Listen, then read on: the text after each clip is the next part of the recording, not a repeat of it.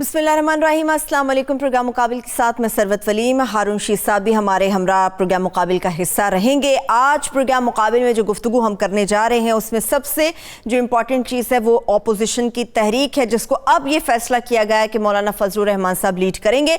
मगर इत्तलात ये भी हैं कि पाकिस्तान पीपल्स पार्टी की जानिब से यानी कि बिलावल भुट्टो जरदारी साहब की जानिब से इस चीज़ की दबे अल्फाज में मुखालफत की गई है कि रोटेशन के ऊपर सरबराह का तकर्रुर होना चाहिए, ना कि किसी एक शख्स को मुकम्मल तहरीक के लिए सरबराह चुन लिया जाए। इसके ऊपर बात करेंगे। मगर इसके साथ साथ पंजाब के अंदर जो शहबाज शरीफ साहब की गिरफ्तारी के अगेंस्ट आके एक जलसा किया गया नून लीग की तरफ से, जारहाना पॉलिसी जो है उसका आगाज तो कर दिया गया है, मगर इस पॉलिसी में आज जो एक चीज हमें देखने को मिली वो थी पंजाबी कार्ड का इस्तेमाल किया गया।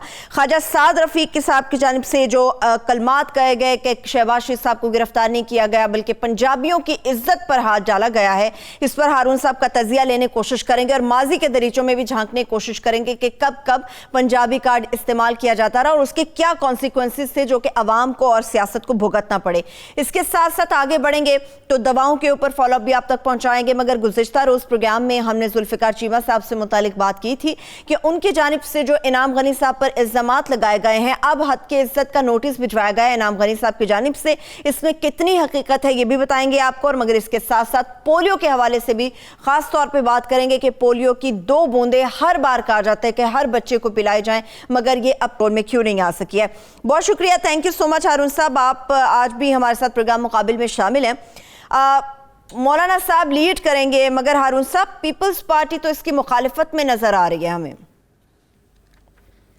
देखिए 2-3 खबरें आपको सुनाता हूँ।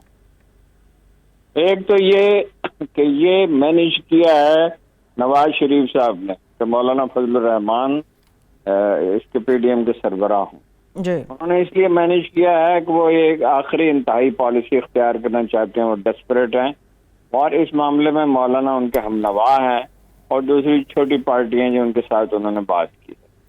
दूसरी बात यह है कि मौलाना फजलुर रहमान ने एस्टेब्लिशमेंट से रब्ता किया है मगर उनकी बात नहीं सुनी गई। उन्होंने बड़ी कोशिश की है, उनका एस्टेब्लिशमेंट में किसी से रब्ता नहीं हो सका। मेरे सोर्सेज बिल्कुल रिलायबल हैं और सिर्फ एस्टेब्लिशमेंट के नहीं है, दूसरे सोर्सेज भी हैं। तीसरी बात यह है कि जरदारी साहब इसमें कुछ ज्यादा इंटरेस्टेड नहीं है। बिलावल भुट्टो का तो फिर भी रुझान है कुछ ना कुछ, अगर वो भी वहां जाकर बैठ रहे हैं इसलिए कि वो खुद क़यादत के उम्मीदवार हैं, वज़ीर आज़म बनना चाहते हैं। जरदारी साहब अपनी मजबूरियों को समझते हैं, वो समझते हैं कि एस्टेब्लिशमेंट से कन्फ्रंटेशन उन्हें सूट नहीं करती, उनके सही जवाब दे चुकी है और उन्हें एक बहुत सख्त अंदेशा लाहक है। ये है खबर। क्या खबर? ये है कि फातिमा भुट्टो आइंदा इलेक्शन में हिस्सा ले सकती हैं। फातिमा भुट्टो इस बारे में बगौर फिक्र कर रही हैं, उन्हें सपोर्ट मिल सकती है, उन्हें ऐसे अच्छे उम्मीदवार, इसलिए कि उम्मीदवार तो हर इलाके में 2-3 होते ही हैं और एक उम्मीदवार को अगर पीपल्स पार्टी वोट देती है, टिकट देती है, तो दूसरे को वो दे सकती हैं। और वो भुट्टो हैं, वो असली भुट्टो हैं, उनका ताल्लुक भुट्टो के खानदान से है। भुट्टो की वो साहबजादे की वो हैं, बेटे की साहबजादी हैं और उनके बारे में तासुर बहुत अच्छा है। उन पर कोई इल्जाम नहीं है, उन्हें खैरखा खातून समझा जाता है, पढ़ी लिखी समझा जाता है। बात करने का सलीका मुझे नहीं मालूम वो उर्दू और सिंधी कैसी बोल सकती हैं, लेकिन बहरहाल उधर से भी अंदेशा है। उन्हें सिर्फ एक अंदेशा है क्या कि वो उन्हें उनकी जिंदगी को खतरात लाक हो सकते हैं क्योंकि वो माहौल वहाँ का ऐसा है। लेकिन बहरहाल उसका तो कोई बंदोबस्त हो ही जाएगा, अगर किसी से अंदेशा हुआ तो उसे बारंग भी दी जाएगी, हिफाजत का बंदोबस्त भी किया जाएगा। वैसे मौलाना फजलुर रहमान की हिफाजत का बंदोबस्त भी किया जा रहा है। इसलिए कि मुल्क में फिजा ऐसी है, बाहर से तरह तरह के अवामिल हैं खराबी पैदा करने वाले, और बहुत अच्छा किया जा रहा है। मौलाना की जिंदगी की हिफाजत की जानी चाहिए। इसके बाद बाकी जो बात है वो तो आपने बताई थी कि जलसा किया और जलसा टोटली फ्लॉप हो गया, जिसके बाद एक इश्तहार भी वैसे नून लीग ने जारी किया, बड़ा दिलचस्प, शुक्रिया लाहौर, पता नहीं है किस चीज का शुक्रिया है। वो चंद लोग रैली में शामिल हो गए थे, उस चीज का शुक्रिया हारून साहब। कौन लोग शामिल हो गए थे? मैंने कहा चंद लोग उस रैली का हिस्सा बन गए थे हारून साहब, वो चंद लोगों के लिए शुक्रिया लाहौर हो गया। Sustained The day one I remember جب بھٹو کے خلاف تحریک چلی ہے, مجھے وہ دن یاد ہے جب ایوب خان کے خلاف تحریک چلی ہے. اسی طرح اور تحریکیں مجھے یاد ہیں, تو اس کا پہلا دن بڑا امپورٹنٹ ہوتا ہے. اچھا, وہ اس میں لوگ کوئی نہیں شریک ہوئے, ایک تو لاہور میں ہی ہوا اور کسی شہر میں نہیں ہوا. یہ ہم ہارون صاحب ملکی سیاست کو کس طرف لے کر جا رہے ہیں؟ اپنے ذاتی مفادات کے لیے اس قسم کے کارڈ ہم کھیلیں گے اب؟ میں آپ بالکل مطمئن رہیں, ملک کی سیاست اس طرف قطعاً نہیں جائے گی. اس لیے کہ پنجاب ایک عجیب صوبہ ہے, یہاں صرف پنجابی نہیں رہتے, اور یہ پنجابی بن کے سوچتے نہیں ہیں, یہ پاکستانی بن کے سوچتے ہیں. یہ 1988 میں بھی ایک آدھ دفعہ نعرہ لگایا تھا, پھر شرمندہ ہوئے تھے, پھر اسے دہرایا نہیں گیا تھا, پھر ان کے لیے تانا بن گیا تھا, یہ اس کا جواب نہیں دیتے تھے. پہلی بات تو آپ یہ بتائیے کہ پنجاب میں پنجابی رہتے ہی کتنے ہیں؟ بہت سے پنجابی ہیں پنجاب میں, لیکن ایک پوری سرائکی بیلٹ ہے جو تقریباً 40% آبادی ہے. پھر پوٹھوہاری ہیں جو اگر الگ صوبے بنتے ہیں کسی وقت بھی, فرض کیجئے اس پہ کسی طرح کا کوئی اتفاق رائے ہو جاتا ہے, جیسے دنیا کے بہت سے ملکوں میں چھوٹے صوبے بنتے ہیں, تو پوٹھوہار کی ایک الگ آئیڈینٹی ہے. پھر یہ ہے کہ بہت بڑی پشتون آبادی پنجاب میں رہتی ہے, اس کو عام طور پہ نظر انداز کیا جاتا ہے. یعنی آج سے 10-15 سال پہلے جو سروے تھا تو 20% پشتون آبادی راول پنڈی شہر میں رہتی تھی, اور اسلام آباد میں بھی ہے. اسلام آباد میں ان کی تعداد اب بہت بڑھ رہی ہے, اور ظاہر ہے بڑی ہم آہنگی کے ساتھ رہتے ہیں. انڈیویجول تو اچھے برے ہوتے ہی ہیں, اور وہ ہر کمیونٹی میں ہوتے ہیں, لیکن بڑی ہم آہنگی کے ساتھ رہتی ہے. اولڈ سٹی لاہور میں 20% سے زیادہ آبادی پشتونوں کی ہے. اچھا, اس کے بعد آپ شمار کرنا چاہیں کہ بلوچ کتنے ہیں, تو بے شمار بلوچ جو ہیں وہ یہاں رہتے ہیں. مہاجرین کی یہاں بہت بڑی تعداد ہے اردو بولنے والوں کی, اور وہ معاشرے میں گھل مل گئے ہیں. کبھی ہمیں ان کی موجودگی میں اجنبیت کا احساس نہیں ہوتا, نہ انہیں اجنبیت کا احساس ہوتا ہے. بالکل. خاندانوں میں باہم شادیاں ہوتی ہیں مختلف طبقات میں. پنجاب اس بات کو بالکل گوارا نہیں کرے گا, نہایت حقارت کے ساتھ اس کو مسترد کر دے گا. بہت ہی عجیب و غریب بات کہ وہ بڑے ہی ذہین آدمی ہیں, one of the finest political worker, باہمت بھی بڑے ہیں, ان میں کام کرنے کا جذبہ اور لگن بھی بہت ہے. انہوں نے ریلوے کو بہتر بنایا, اس میں کوئی شبہ نہیں. انہی کے نقشے قدم پہ چل کے پھر کوشش کی شیخ رشید نے بھی کچھ اس کو بہتر بنائے, لیکن اتنا کام نہیں کر سکے. اس کی مضبوط بنیادیں انہوں نے رکھی. ریلوے مکمل طور پہ تباہ ہو چکی تھی. پیپلز وہ جو ANP کے منسٹر تھے, کیا نام تھا ان کا, تو ان کے ہاتھوں. مگر انہوں نے ایسی عجیب بات کہی ہے کہ جس کو کہنا چاہیے کہ رسول اللہ صلی اللہ علیہ وسلم کی حدیث سے اگر ایک اصطلاح مستعار لی جائے کہ اگر اسے دریائے سندھ میں ملا دیا جائے تو اس کا سارا پانی کڑوا ہو جائے. پنجاب میں یہ سیاست نہیں چل سکتی.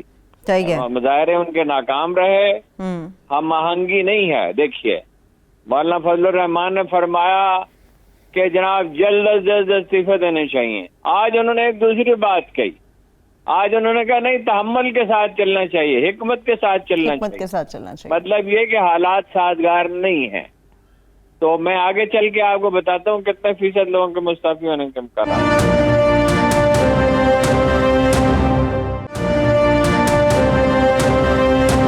ہارون صاحب, آپ کہہ رہے ہیں لوگ اکٹھے نہیں کر سکے ہیں, لیکن جو شہباز گل صاحب نے سٹیٹمنٹس دیے ہیں, فیاض الحسن چوہان صاحب نے جو پریس کانفرنس کر ڈالی, اس کے بعد تو نون لیگ کے ترجمان یہ کہتے ہیں کہ ان لوگوں کی تو چیخیں نکل گئی ہیں, یہ ریلی دیکھ کے چیخیں نکل گئی ہیں, ابھی تو تحریک کا ہم نے باقاعدہ آغاز کرنا ہے, ابھی تو اس کے جلسے ہونا باقی ہیں. وہ چیخیں مارنے کی عادت ہے. وہ جو لوگ ہیں نا PTI کے, انہیں شور مچانے کی بہت عادت ہے. ان کا مزاج ہے کیتھارسس کا, ان کے لیڈر کا بھی کیتھارسس کا مزاج ہے, ان کا بھی کیتھارسس کا مزاج ہے. یہ اوور ڈوئنگ ہے, یہ کاؤنٹر پروڈکٹیو ہو سکتا ہے. اس طرح کے جلسے پہ فیاض الرحمان چوہان تو خیر اس کام کے ہیں نہیں, وہ کوئی اچھا تاثر پیدا نہیں کرتے, چاہے وہ صحیح بات بھی کر رہے ہیں. صحیح. کوئی مثلا شبلی فراز ہیں, کوئی ڈھنگ کا آدمی کوئی ڈھنگ کے 2-4 جملے کہہ دیتا, وہی کافی تھے. یہ انہوں نے تھپکی دی ہے, وزیر اعظم صاحب نے کہا فل فلیج ان پہ اٹیک کریں. کس چیز کا اٹیک کریں گے؟ یہ کرکٹ کا میچ ہو رہا ہے کوئی, یہاں چھکے چوکے لگانے ہیں, یا یہاں کوئی گیند کی رفتار تیز کرنی ہے, یا باؤنسر مان لیں. سیاست ایک اور چیز ہے, اس کو اور طرح سے ہینڈل کیا جاتا ہے، اس کی نزاکتیں ہوتی ہیں، یہ ایک آرٹ ہے۔ اوور ریئیکٹ کیا ہے پی ٹی آئی نے، کوئی ہنگامہ ملک میں ہوا نہیں، اور اتنا بڑا وزراء نے 3 4 5 نے پریس کانفرنس رکھی۔ ٹھیک ہے، لیکن ہارون صاحب نون لیگ نے بھی تو اوور ریئیکٹ کیا ہے۔ اطلاعات یہی ہے کہ پارٹی ڈسپلن میں کافی سختی نواز شریف صاحب کی جانب سے کر دی گئی ہے، ہدایات دی گئی ہیں، MNAs MPs جتنے لوگ بھی ہوں گے اب جو ریلیاں نکلا کریں گی نون لیگ کے حوالے سے جو چیزیں ہوا کریں گی اس میں لوگوں کو لانا ہوگا، ورنہ ان کے ٹکٹ پر نظر ثانی ہوگی۔ مگر اس کے ساتھ ساتھ کچھ لوگوں نے ملاقاتیں کی تھی بزدار صاحب سے، کچھ لوگ اپنے شکوے شکایتیں نون لیگ کے لوگ لے کر گئے تھے اپنے کچھ حلقے سے متعلق، ان لوگوں کو شوکاز بھی نوٹس جاری کر دیے گئے ہیں، ان لوگوں کو پارٹی سے بھی برطرف کر دیا گیا ہے، یہ بھی تو اوور ایکشن ہو رہا ہے۔ نہیں دیکھیے، وہ زیادہ لوگوں کو نہیں نکالیں گے، اور نکالا تھا تو پھر کیا ہوا تھا، یہ سارے لوگ کاپ لیگ میں چلے گئے تھے، اور پھر 2013 کے الیکشن میں ان سب کو واپس لے لیا گیا تھا، 2018 میں واپس لے۔ ایک بڑی دلچسپ بات آپ کو بتاؤں جی، کہ وہ استعفوں کے سلسلے میں اور پیپلز پارٹی کو ساتھ لے کے چلنے کے لیے زرداری صاحب کو ہر طرح کے پیغامات بھیج رہے ہیں نواز شریف صاحب مختلف ذرائع سے، حتیٰ کہ انہیں یہ پیشکش بھی کر رہے ہیں کہ وفاقی حکومت میں انہیں حصہ دیا جائے گا، پورا حصہ دیا جائے گا۔ میرا خیال ہے وہ اس سے ایک سٹیپ آگے جا سکتے ہیں، وہ یہ بھی کہہ سکتے ہیں کہ آپ کی پارٹی کا وزیر اعظم بنا دیں گے، اس لیے کہ پنجاب تو ان دیٹ کیس انہیں امید ہے کہ ان کے ہاتھ میں ہوگا، تو مگر وہ ادھر سے کوئی اچھا رسپانس نہیں مل رہا ہے، زرداری صاحب کوئی رسک لینے کے لیے تیار نہیں ہے۔ ٹھیک ہے، مگر یہ جو لوگوں کو نکالنے وکالنے کا عمل ہے نا، دیکھیے کافی لوگ ان کے رابطے میں ہیں، یہ جو آج غلطی کی خواجہ سعد رفیق صاحب نے، اس کی جتنی جلدی یہ اصلاح کر لیں ان کے لیے اچھا ہے۔ اور ان کی بدنامی کے واقعات ہو رہے ہیں، حال ہاشمی والا واقعہ ہے، جی میں نے آپ کو پتا طے کیا ہوا ہے، میں انڈیویجولز کے نام نہیں لوں گا، گھریلو معاملات پہ گفتگو نہیں کرے گا، اس کی جو رپورٹ آئی ہے طلال چودھری صاحب کی، وہ نہایت ہی افسوسناک، نہایت افسوسناک۔ اور پہلی بار میں آپ کو بتا رہا ہوں کہ وہ خاتون کوئی غلط کام نہیں کر رہی تھی، کوئی غیر شرعی کام نہیں کر رہی تھی، انہوں نے وہ نائب وزیر داخلہ رہے ہیں، ڈپٹی انٹیریئر منسٹر، ان کے پاس ڈیٹا تھا، آئی بی میں ان کے روابط تھے، انہوں نے کوئی ڈیٹا نکلوایا، ان کے صاحبزادے کو دیا، اور اس کو اس طرح پریزنٹ کیا جیسے خدا نخواستہ وہ کوئی غلط کام کر رہی، غلط کام میں ملوث تھی۔ میں آپ کو کہہ رہا ہوں کہ وہ کوئی غلط کام نہیں کر رہی تھی، کوئی غیر شرعی کام نہیں کر رہی تھی، اور ان کے گھر میں فساد برپا کرنے کی کوشش کی۔ ادھر وہ نہال ہاشمی والا واقعہ انہوں نے دیکھ لیا، ادھر یہ جو لوگوں کو نکال رہے ہیں یہ فرسٹریشن کا شکار ہیں، اس سے انہیں کوئی فائدہ نہیں پہنچنے والا، سسٹینڈ ایجیٹیشن کے سوا کوئی راستہ نہیں ہے۔ دو چیزیں اور ہیں، جی، ایم کیو ایم ان کا ساتھ چھوڑ دے اور کاف لیگ چھوڑ دے۔ ایم کیو ایم ان پہ بالکل بھروسہ نہیں کرے گی، وہ کمزور سی پارٹی ہے، وہ اسلام آباد اور راولپنڈی کی طرف دیکھتی ہے، اس کی بقا کا انحصار اسی پر ہے، ان کی انڈرسٹینڈنگ کسی نہ کسی طرح مرکز سے رہے، اس لیے کہ پیپلز پارٹی کے ساتھ ان کی ٹھن چکی ہے بہت بری طرح۔ چودھری حضرات جو ہیں وہ بالکل ناخوش ہیں عمران خان صاحب سے، اور اس میں یعنی مونس لائی ووٹ ڈالنے نہیں گیا اس دن، جس دن یہ پارلیمنٹ کا مشترکہ اجلاس تھا، لیکن میری ان سے بات ہوتی رہتی ہے، اب تو کافی دنوں کا نہیں ہوئی، وہ شریف خاندان پہ کبھی کسی حال میں بھروسہ کرنے کے لیے تیار نہیں۔ بھروسہ تو ہارون صاحب پیپلز پارٹی کو بھی نہیں ہے، نون لیگ پہ، نون لیگ کو پیپلز پارٹی پہ نہیں ہے، مگر ساتھ تو چل رہے ہیں یہ لوگ۔ نہیں، ساتھ چل رہے ہیں نا، جب تک دل ایک ساتھ نہ ہو تو تب تک یکسوئی نہیں ہوتی، یکسوئی کے بغیر کامیابی نہیں ہوتی۔ آپ کا جو اولین ہدف ہے، دیکھیے مسئلہ تو یہ ہے نا، نون لیگ کا بھی مسئلہ یہ ہے، زرداری صاحب کسی طرح عمران خان سے جان چھوٹ جائے، اس لیے کہ یہ ویسے تو ایک غلطی کریں گے عمران خان صاحب اگر ایوب خان کی طرح، بھٹو کی طرح، ضیاء الحق کی طرح بڑے پیمانے پہ گرفتاریاں کریں گے۔ ضیاء الحق نے ویسے کوشش کی تھی ایک زمانے میں ایم آر ڈی کی تحریک کے سوا کہ بڑے پیمانے پر گرفتاری نہ ہو، ویسے بھٹو خاندان کے لوگوں کو تو کیا تھا۔ اگر یہ غلطی وہ نہ کریں، اوور ڈوئنگ نہ کریں، یہ بڑی عجیب بات ہے، مہنگائی بڑھ گئی، دواؤں پہ کی قیمت پہ تو الگ بات کریں گے، گندم آٹے کی قیمت بڑھ گئی، چینی کی قیمت بڑھ گئی، دواؤں کی قیمت بڑھ گئی، 15 20 25 30 لاکھ آدمی بے روزگار ہو گئے، آئے دن قیمتیں بڑھ رہی ہیں، اس کے باوجود اس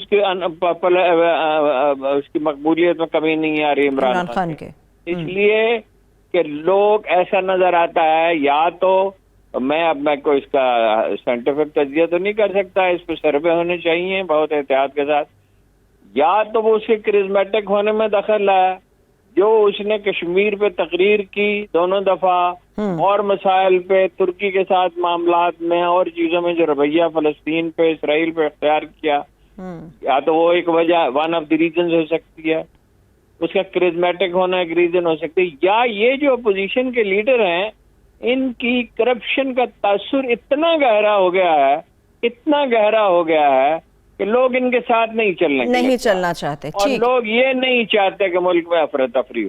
ٹھیک ہے ہارون صاحب، اللہ کے فضل و کرم سے نہ عمران خان صاحب نے کوئی ڈیلیور کیا ہے، نہ اس بات کا کوئی امکان ہے کہ وہ ڈیلیور کر سکیں، ان کے ارد گرد کی مخلوق ایسی ہے انہیں کوئی ڈھنگ کا مشورہ دینے والا نہیں۔ ٹھیک ہے، مجھے ایک بریک کی طرف جانا ہوگا ہارون صاحب، ہم ایک چھوٹے کی طرف جا رہے ہیں، ایک بریک سے جب واپس آئیں گے تو یہیں سے گفتگو پولیٹیکل ایشوز کے اوپر آگے بات بڑھے گی، مگر اس کے ساتھ ساتھ ذوالفقار چیمہ صاحب سے متعلق، انعام غنی صاحب سے متعلق بات ہوگی اور دواؤں سے متعلق اس کا فالو اپ بھی آپ تک پہنچائیں گے۔ اسٹے ود اس۔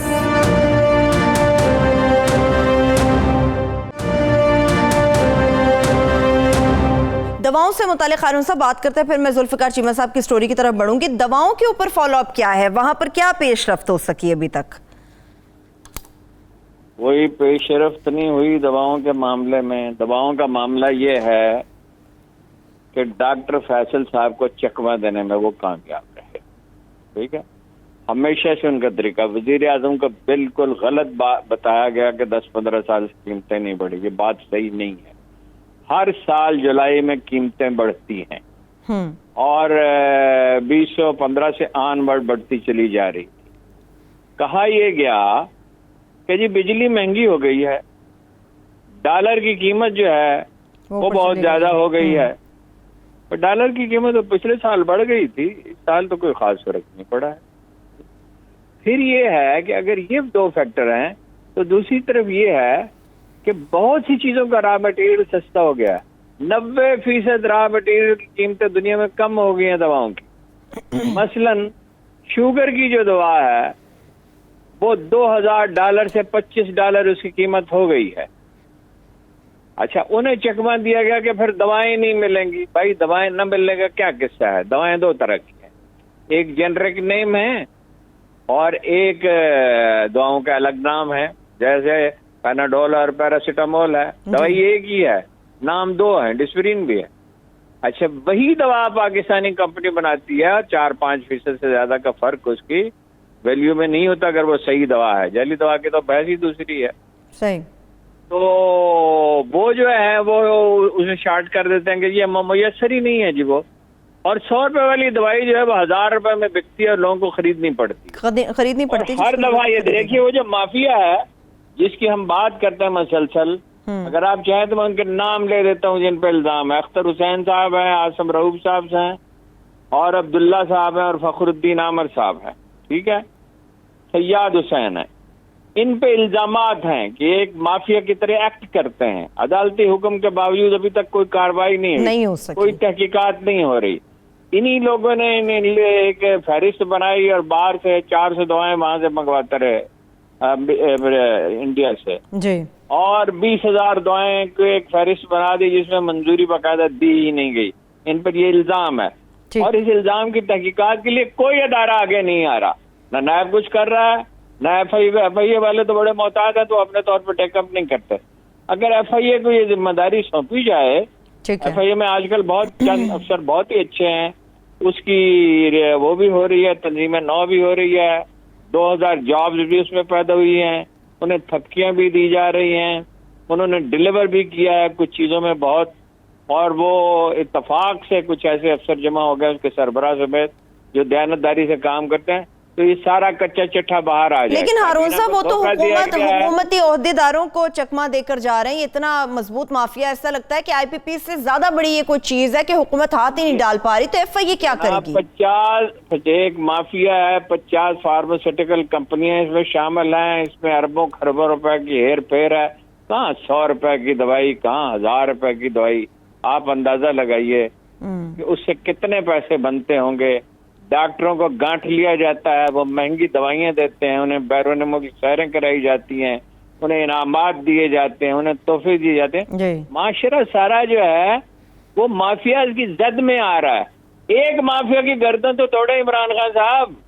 اگر یہ الزامات درست ہیں, یہ ینگ فارماسسٹ ایسوسی ایشن یہ الزامات لگاتی ہے, اس کو بار بار ہم نے دہرایا ہے, ہم نے نام لیے ہیں. ایف آئی اے کے ایک آدمی کو لگائے, ایف آئی اے میں کیا 2-4 افسر بھی نہیں ہے جن پہ انہیں یقین ہو کہ یہ پوری ایمانداری سے کام کریں گے؟ وہ جانتے ہیں ان افسروں کو, عمران خان صاحب. ٹھیک ہے, اور اس کا پتہ لگائیں. اور یہ پاکستانی عوام کیا کوئی جنگی قیدی ہیں کہ بھئی ہر چیز کا, وہ چینی کا 100 روپے ہو گئی, آٹا بھی 60-70 روپے ہو گیا. وہ چکی والوں نے آپ پسائی کی جو ہے پرائز بڑھا کے 20 روپے فی کلو کر دیے. ذرا غور فرمائیے, 20 روپے فی کلو. جی اچھا, وہ 6 روپے وہ کلو لیتے ہیں وہ اپنا فلور مل والے. وہ تو خیر سائز بڑا ہوتا ہے. اچھا جی, ہر طرف سے لوٹ مار مچی ہوئی ہے. نہ مجسٹریٹ کو کاروائی کر رہے ہیں, نہ سول سروس کوئی کاروائی کر رہے ہیں. آپ نے ملک کو حالات کا رحم و کرم پہ چھوڑ دیا ہے. یہ کم از کم یہ جو ہے ادارہ دوائیوں کا, کیا نام ہے اس کا, ڈراپ کی بات کر رہا ہوں. ہاں, ڈرگ ریگولیٹری اتھارٹی. اور خان صاحب خدا کا واسطہ اس کو تو ٹھیک کریں. یہ ڈاکٹر اپنے فیصل صاحب کے بس کی بات, doctor Faisal is a nice person. انہوں نے ہاسپٹل کو بہت عمدہ طریقے سے چلایا, بڑے مہذب اور سویلائزڈ آدمی ہیں.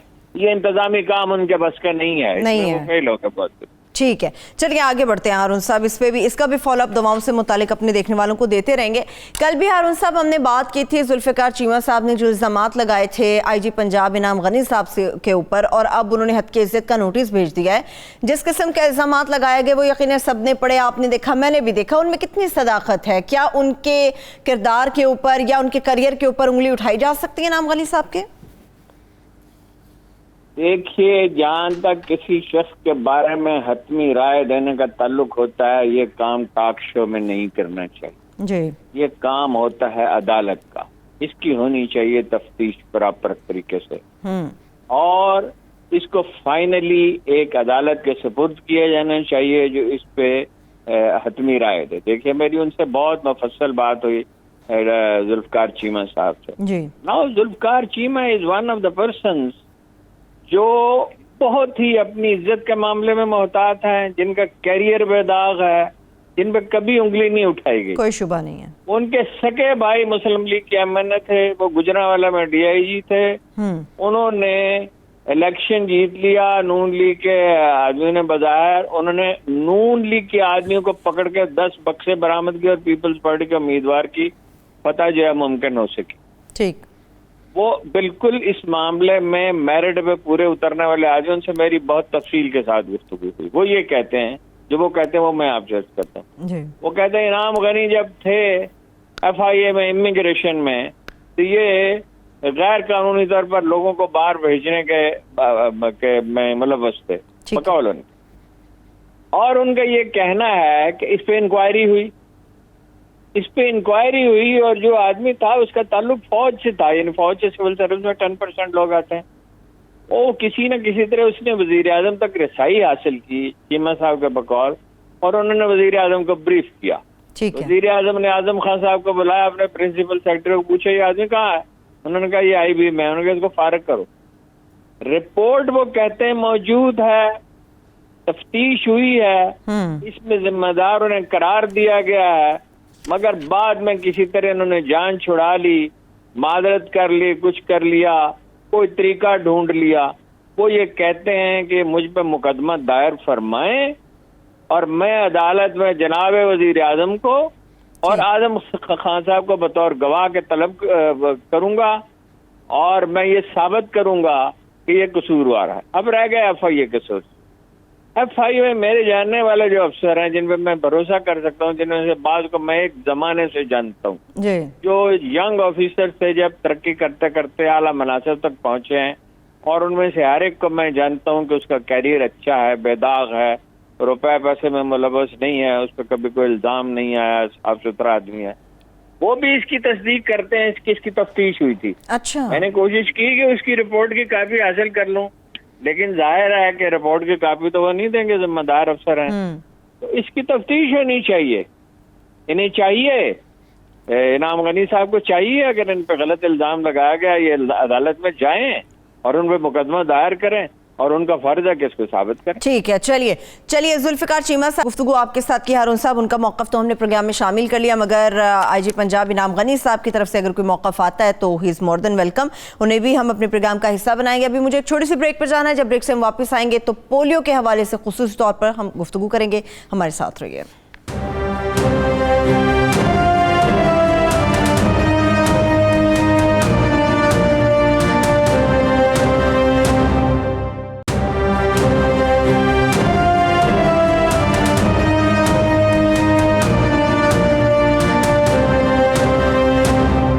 ब्रेक के बाद एक बार फिर से प्रोग्राम में हम आपको खुश आमदीद कहेंगे। जिस तरह से मैंने बात की थी कि पोलियो से मुतालिक हम खुसूस तौर पर गुफ्तगू करेंगे, और पोलियो की जब हम बात करते हैं तो हमारे लिए बड़ी शर्म की बात तब हमें महसूस होती है जब दुनिया भर में शुरू हुआ, पाकिस्तान भी इसमें शामिल हुआ, अफगानिस्तान इसमें शामिल हुआ, बहुत सारे कंट्रीज़ ने इसके ऊपर काबू पा लिया, मगर अनफॉर्चुनेटली अगर सिर्फ पोलियो की बात करें तो पाकिस्तान और अफगानिस्तान के अंदर ये अभी भी बाकी है।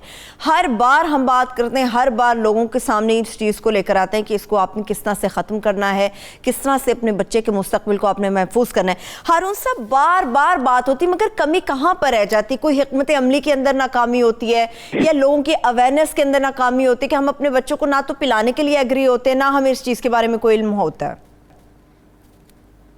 देखिए, पहले तो डाटा देख लेना। पाकिस्तान में 2014 में ये तादाद 306 थी पोलियो के केसेस की, 215 में 54 रह गई, 54, 216 में इससे आधी से भी कम रह गई, 20, और 217 में फिर आधी से भी कम रह गई, 8, 2018 में फिर बढ़ने लगी, 12 तक पहुंच गई, 2019 में हैरान कुन इजाफा हुआ और 147 तक पहुंच गई। इसका मतलब ये है कि किसी इलाके में कोई कैंपेन की गई है, कुछ खास इलाकों में कैंपेन की गई है, कुछ खास उलमा का तबका है या कोई दूसरे तबकात हैं जो बाज़ औक़ात तो वैसे हैरत होती है, पढ़े लिखे लोग भी हमकाना बातें करते हैं। देखिए, दुनिया भर में पिछले 32 बरस में 200 से ज्यादा ममालिक में 2 करोड़ रज़ाकारों ने इस पर काम किया है जी। 20 बिलियन डॉलर इस पर खर्च हुए हैं। 5 अरब और 20 करोड़ बच्चों को हिफाजती हिसार इसके जरिए फराहम किया गया है। अब इसमें जो प्रोपेगेंडा, मैं इस पे बाद में आता हूँ कि मसाइल क्या है। इसमें जो प्रोपेगेंडा किया जाता है वो ये किया जाता है कि जी इससे बांझपन पैदा होता है। सवाल ये पैदा होता है कि 5 अरब बच्चों, 5 अरब और 20 करोड़ बच्चों को वैक्सीन पिला दी गई 32 साल में। यानी 32 साल पहले जिस बच्चे को पिलाने का अमल शुरू हुआ था, अब वो 32 बिल्कुल पैदाइश के फौरन बाद तो नहीं पिलाया जाता, वो 37-38 साल का नौजवान आदमी होगा। और ये 5 अरब से ज्यादा इंसान है। इसमें कोई एक वाक्या भी नहीं है कि शिकायत कभी मंजर आम पे आई हो। फिर ये कि अगर ये ऐसा होता किसी एक मुल्क में, उसके किसी एक सूबे में, किसी एक डिस्ट्रिक्ट में, कहीं से कोई एक मोहल्ला होता जहां से ये शिकायत आती, उसकी तफ्तीश की जाती। फिर ये है कि अगर इसका ताल्लुक इससे होता कि जी कुछ लोग हैं जो मुस्लिम ममालिक के खिलाफ साजिश कर रहे हैं, तो ये मसला सऊदी अरब में क्यों नहीं है, ईरान में क्यों नहीं है, तुर्की में नहीं है, मराकश में नहीं है, मिस्र में नहीं है, बोस्निया में नहीं है, किसी इस्लामी इंडोनेशिया में नहीं है, मलेशिया में नहीं है, किसी मुस्लिम मुल्क में ये सवाल नहीं है। यहाँ क्यों है? ठीक, यहाँ ये जो लोग मुल्क के दुश्मन हैं वो कुछ लोगों को उकसाते हैं, वो जहालत पहले से मौजूद है। उन्हें कहा जाता है कि ये फलां मुल्क, फलां अदारा, फलां, अब जो इसमें वो जो अदारा है जो इसमें अपना इसमें माली मदद फराहम करता है, वो क्या नाम है उनका, तो कहा जाता है कि जी उनको भाई उन्हें क्या दिलचस्पी है, वो क्यों मुस्लिम ममालिक में पैसा खर्च कर रहे हैं दुनिया में। अरे भाई, उन्होंने 200 बिलियन डॉलर से ज्यादा का फंड बनाया है मुख्तलिफ चीजों के लिए, अपनी इकोनॉमी के लिए बनाया है, तो इसमें ये क्या मफरूजा आप कायम करते हैं? ठीक है हारून साहब, मेरे साथ इस वक्त चाइल्ड स्पेशलिस्ट हैं डॉक्टर गौहर रहमान साहब, वो भी हैं। डॉक्टर साहब, thank you so much programme मुकाबिल का हिस्सा बनने के लिए। डॉक्टर साहब, पोलियो से मुतालिक चूंकि बात कर रहे हैं हम लोग, اس کی وجہ کیا ہوتی ہے؟ ہم ایک کہا جاتا ہے کہ شاید ایجوکیشن میں کمی ہے، شاید اویئرنیس کیمپینز اتنی ٹھیک نہیں ہوتی. پرابلم کہاں پر ہوتا ہے اور بچے کو ہم کس طرح سے افیکٹ کر رہے ہوتے ہیں؟ کیا ہماری حکمت عملی اتنی کامیاب نہیں ہوتی، کہیں پر لوپ ہولز ہم چھوڑ دیتے ہیں؟ جی اصل مسئلہ جو ہے نا پولیو کا، جہاں پوری دنیا کامیاب ہو گئی ایریڈیکیٹ میں اور ابھی افغانستان اور پاکستان رہ گئے، اس کے بہت سارے محرکات ہیں، لیکن دو چیزیں ذہن میں رکھنی چاہیے جو کہ ہمارے آبزرویشن میں بڑی اسٹرکٹلی ہم اس کو فالو کر رہے ہیں. ایک ہے آپ کی service delivery, and that is کہ پولیو ویکسین کیسے پہنچ جائے، کہاں تک پہنچ جائے، ہر بچے تک پہنچ جائے، ہم ان بچوں تک پہنچ جائے جہاں پہ رسائی بہت مشکل ہے. ایک تو یہ بات. دوسری بات پھر کمیونٹی ایکسیپٹنس جو ہارون صاحب کے پاس انڈیکیٹ کر رہے تھے کہ ایک کمیونٹی میں آپ کی کتنی اس کو ٹرسٹ ڈیولپ کرتے ہیں، خاص کر صرف ویکسین پہ نہیں بلکہ اوور آل چیزوں پہ. تو پولیو کے بارے میں جو ٹرسٹ ہے وہ کافی جو باتیں پہلے ہو چکی ہیں، سب کو معلوم ہے، اس کی وجہ سے کافی نقصان پہنچا ہے. اور پھر ہماری کمیونٹی میں بھی ہمارے اپنے جو لوگ ہیں انہوں نے بھی ان کو یہ اویئرنیس جو ہے نا اس میں کافی ساری کمی، جو ہماری اسٹریٹجی تھی جو ہم بار بار گورنمنٹ کو یہ کہہ رہے ہیں کہ جو اسٹریٹجی ہے وہ ہمارے جغرافیاتی اور ماحولیاتی جو ماحول ہے وہ کافی ڈفرینٹ ہے جو دوسرے ممالک میں، جن کا ذکر ہارون صاحب بھی کہہ رہے تھے، ہمارے کافی ڈفرینٹ ہے. فار ایگزامپل میں آپ کو ایک مثال دیتا ہوں، اور وہ یہ ہے کہ ہماری پاپولیشن خاص کر افغانستان اور خیبر پختونخوا سے لے کے سندھ کراچی تک کنٹینیوس آن دا موو ہے. اور یہ ایسی چیز ہے جس کو کنٹرول کرنا اچھا خاصا مشکل ہے. اسٹیٹک پاپولیشن ہماری اتنی نہیں ہے، اور وہ انفیکشن، یہ جو جراثیم ہے، یہ جو وائرس ہے، یہ اسی طرح پھیلتا رہتا ہے. تو یہ سب چیزیں ذہن میں رکھ کے ہم نے اپنا جو ہے نا یہ جو کمیونیکیشن اسٹریٹجی ہے پارٹیکولرلی جو کہ اس میں کافی ساری ڈیفیکٹ ہم نے گورنمنٹ کو پوائنٹ آؤٹ کیے اور ابھی انہوں نے سب. ٹھیک ہے. اچھا ڈاکٹر صاحب میں آپ سے ایک اور سوال کرنا چاہ رہی ہوں، کیونکہ بچوں کے والدین بھی آپ کے پاس آتے ہوں گے اور اس قسم کے کامنٹس ہمیں سننے کو بڑے ملتے ہیں پولیو ٹیم سے جو کیے جاتے ہیں. اس میں بانجھ پن کے اوپر بات ہوتی ہے، مختلف طبقات مختلف طریقے سے اس چیز کو پورٹری کر رہے ہوتے ہیں کہ پولیو کے ڈراپس نہیں دینے چاہیے. وہ والدین جو سمجھتے ہیں یا کہتے ہیں کہ پولیو کے ڈراپس پلانے کے باوجود فلانی جگہ پر کسی بچے کو پھر بھی پولیو ہو گیا، اس کے اوپر جو ٹیمز گھروں کے اندر جاتی ہیں وہ کس طرح سے کنونس کرتی ہیں اس ایجنڈے کے اوپر، اور آپ لوگوں کی کیا حکمت عملی ہوتی ہے اس پہ؟ دیکھیں یہ بہت ضروری بات ہے، جو کہ ہماری رسائی ہے بچوں تک وہ کس کے ذریعے ہو رہی ہے، اور وہ ہے ہماری ٹیم جو کہ فرسٹ لائن بچے کے ساتھ اور بچے کی ماں کے ساتھ ان کے گھر جاتی ہے. اب ان کی ٹریننگ اور ان کی جو کمیونیکیشن ہے دیٹ اس میں کافی گیپ ہے کہ وہ خاص طور پہ ان کو ایسے ٹرین کیا جائے تاکہ وہ ماں باپ کے اور پیرنٹس کے اور وہاں پہ کمیونٹی کے لوگوں کے سوال کے جواب دے سکیں. ہماری بدقسمتی سے جو اسٹریٹجی ہے وہ ٹریننگ میں اچھی خاصی کمی ہے. جو ہمارے ویکسینیٹر جس کو ہم کہتے ہیں جو کہ گھروں میں جاتے ہیں، ان کے آپ اگر ایک ڈسٹرکٹ میں پورے ڈسٹرکٹ میں ایک سپروائزر رکھتے ہیں اور اس کو آپ 45 ویکسینیٹر دے دیتے ہیں جن کے اوپر کوئی سپرویژن نہیں ہو، جن کی بیک اپ نہ ہو، جن کو آپ کوئی ہیلپ نہ دے سکے اگر کوئی ایسا واقعہ ہو جائے جس طرح پہلے ہوا تھا، تاکہ اسی وقت اس کا ازالہ کیا جا سکے. یہ سب چیزیں ہیں جو کہ ہم نے گورنمنٹ کو کی ہیں اور گورنمنٹ نے ابھی اس پہ ایکشن لیا ہے. اور یہ اس کی اشد ضرورت ہے کہ وہ بندہ جو کہ ماں باپ پیرنٹس کے پاس جاتا ہے وہ تمام سوالوں کے جوابات اس کے دے سکے، تب پیرنٹس ایکسیپٹ کریں گے ان کو. اور یہ اچھی خاصی ایک ایفیشنسی ہے ہماری اس میں. ہارون صاحب ٹھیک ہے، ہارون صاحب آپ ڈاکٹر صاحب سے کوئی سوال کرنا چاہ رہے ہیں؟ نہیں، میری گزارش ہے ڈاکٹر صاحب سے تو ہم ایگری کرتے ہیں. ڈاکٹر صاحب ایک صاف ستھری سیدھی قابل عمل بات کر رہے ہیں. دیکھیے ایک تو بعض اوقات ویکسین ٹھیک نہیں ہوتی ہے، بعض اوقات کوتاہی ہو جاتی، بہت کم اگرچہ ایسے واقعات ہیں وہ سنبھال کے نہیں رکھا جاتا۔ دوسرا عمر بھر کا ہمارا انتظامی تجربہ یہ ہے کہ اگر مانیٹرنگ ٹھیک نہیں ہوگی تو نتائج بھی ٹھیک نہیں ہوں گے۔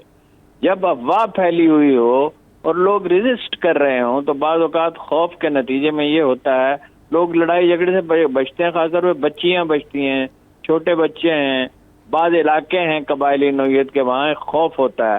اگر آپ آج تو مجھے معلوم نہیں، آج سے 30-40 سال پہلے کا میرا تجربہ یہ ہے کہ کراچی کے باہر اگر آپ دیہات میں جائیں، بلوچوں کے اور سندھیوں کے تھے تو اس میں بہت سینسیٹیو تھے کہ باہر کے علاقے کا کوئی آدمی اندر نہ، اگرچہ اس کے مثبت پہلو بھی ہیں کہ گاؤں کی حفاظت کی جائے، تو بعض اوقات یوں ہی نشان لگا کے گزر جاتے ہیں۔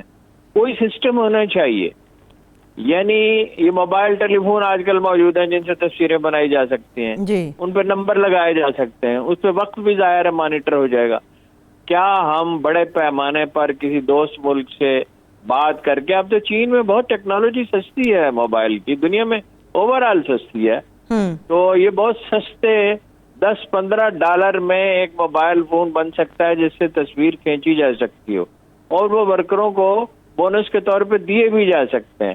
مانیٹرنگ ٹھیک ہونی چاہیے، ویکسین ٹھیک ہونی چاہیے، اور ڈاکٹر صاحب نے بڑی اہم بات کہی، تربیت پوری نہیں ہے۔ یعنی آپ نے 2 دن کی ٹریننگ دی اور ان کو بھیج دیا، بالکل نہیں، انہیں ہفتے 10 دن کی تربیت دینی چاہیے۔ دیکھیے ایک ہندو دکاندار کے پاس لوگ جاتے تھے، ایک مسلم دکاندار کے پاس جاتے تھے، لاہور میں چند دکانیں تھیں مسلم دکانداروں کی، تو وہ ان کا تجربہ یہ تھا کہ آپ اس کو دکاندار کو ڈانٹیں ہندو کو اور اس سے سودا خریدنے سے انکار کر دیں اور اس کا وقت پر آئے گاہ کریں، وہ ریئیکٹ نہیں کرتا تھا، اس لیے کہ نسل در نسل اس کی تربیت تھی۔ انسان تربیت سے مختلف ہوتے ہیں، انہیں تربیت دیں کہ یہ ایک نیکی کا کام ہے، یہ نوکری نہیں ہے، یہ آنے والی نسلوں کو بچانے کا کام ہے، یہ ملک کی نیک نامی کا سوال ہے۔ 200 ملکوں کی برادری میں ہم بدنام ہو رہے ہیں، انہیں ٹریننگ دیں، اور یہ بالکل کار ثواب ہے، اس میں کوئی دوسری رائے نہیں ہو سکتی۔ ٹھیک ہے، تھینک یو سو مچ۔ اسلامی کو تھوڑا بہت میں تھینک یو، سو شکریہ ہارون صاحب، وقت میرے پاس بالکل ختم ہو چکا ہے۔ ڈاکٹر گوہر رحمان صاحب بھی ہمارے ساتھ، مجھ سے ڈاکٹر صاحب آپ کا بھی شکریہ۔ مجھے اجازت دیجیے، اپنا بہت سا خیال رکھیے، اللہ حافظ۔